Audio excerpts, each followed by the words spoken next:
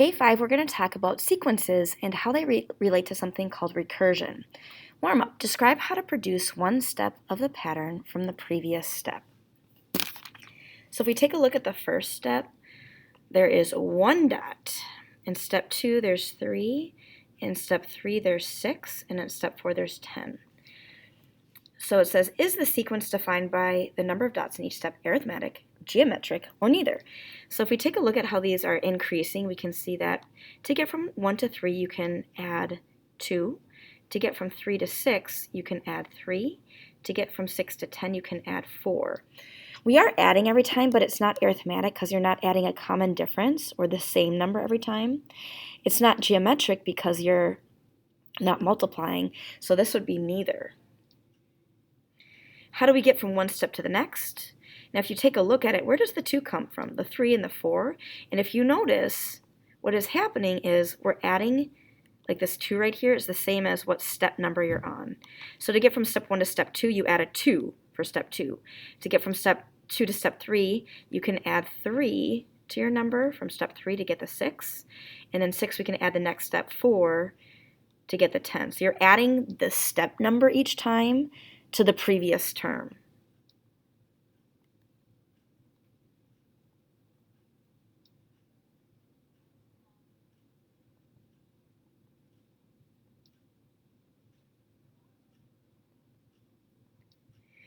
All right, we can write this sequence recursively, which means how can we use the previous step to write the next step?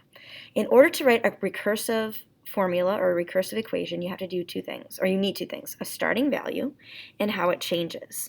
So a starting value is defined as a sub 1. Sub is in subscript, that little one right there. So this means your first term. A sub n is your nth term. So I think this helps by looking at an example. So for example, if I say, what is a sub 3? That means what's the third term or the third number in the list. If I say a sub 5, what's the 5th term in the list? And then when you see a sub n minus 1, it just means your previous term. So if we have an a sub 3, the previous term would be 3 minus 1. Or the second term. So again, whenever you see that n minus 1, it just means what's the term before or the previous term. So we can put all those things together and write a recursive rule for this sequence.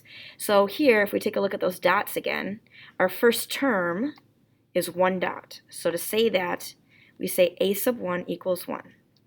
To find any term or any number in the list, you take your previous term, which is a sub n minus 1, and you add, and here we added the 2, the 3, the 4, and that was the term number, and the term number is n. So here's a recursive rule.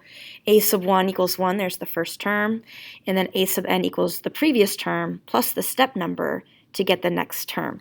And oftentimes you'll see this notation where n is greater than or equal to 2. What that means is we have a first number in the list, and so if you plug in, like right here, a to the 2 minus 1, it's saying that the lowest number, the smallest number that you can have is the first term.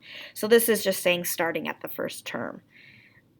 So let's take a look at number 5. What do you think we need a starting value when we write a recursive sequence? So here's that starting value. Why do we need it? And the reason is, if you don't have a starting value, then we can have a different list of numbers, even if it's like increasing by the same amount. So even if the rule was multiply by 2, if we start at different numbers, we're going to have a different list of numbers. So you need a starting value, so we have the same list of numbers.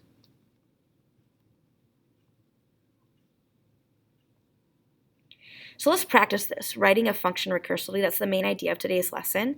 So first we'll do some review. There are 6 sequences here. So first of all, can you state if it's arithmetic, geometric, or neither? Next, define the sequence recursively, which is the new part. Okay, so if we take a look at this right here, this is adding 10 each time, arithmetic. Number 2 is multiplying by half each time, or geometric. Number 3 is multiplying by 2 every time, geometric. Number 4 is multiplying by half every time, or geometric. Number 5 is subtracting 7 each time, so arithmetic. And the last one, let's see here, we're adding 2, adding 4, adding 8, adding 16. This is actually it's neither, because we're not adding the same number every time. All right, so now let's write the recursive sequence. So again, in a recursive sequence, you need two things. The starting value, so here the first term is 30. To find any term, you take the term before it, and the rule here is we're adding 10. So that's all this means right here. It means to find any term, or the nth term, so to find the nth number in the list, you take the term before it, and then you add 10.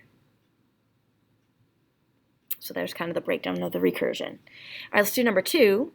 Number 2 is geometric. We need a starting value, which is 80.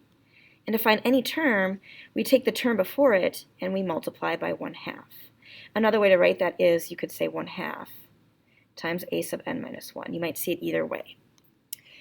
Okay, so then let's take a look at number 3, which is also geometric. Here we're starting with 1. To find any term, we take the term before it and multiply by 2. Or you might see it written as 2 a sub n minus 1. So again, we're just doubling it every time. We're taking the previous term, a sub n minus 1, and multiplying by 2. All right, the next one again, geometric. First term is 1.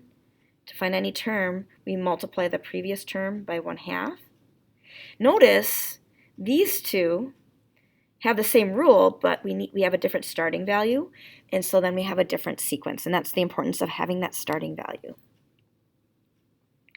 And then for number 5 right here, it's arithmetic. First term is 20. I was writing arithmetic in purple. To find any term, we take the previous term and we subtract 7. There's arithmetic. And then this one's neither. This one right here, we can actually write it recursively. It's a little bit more challenging for this recursive rule. We have the first term is 1. To find any term, we take the previous term and we add these numbers right here. And to get it, it's actually 2 to the n minus 1 power. So we're not going to worry about that one too much. Really today the focus is on can you write the recursion for if it's arithmetic, where you add or subtract a number, or if it's geometric, where you multiply by that common ratio every time. So again, to review, a sequence is your ordered list of numbers. We can call those numbers terms. A recursion is when you write a rule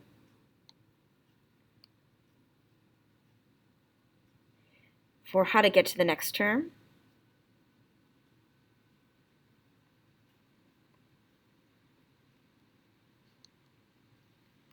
Using the previous term.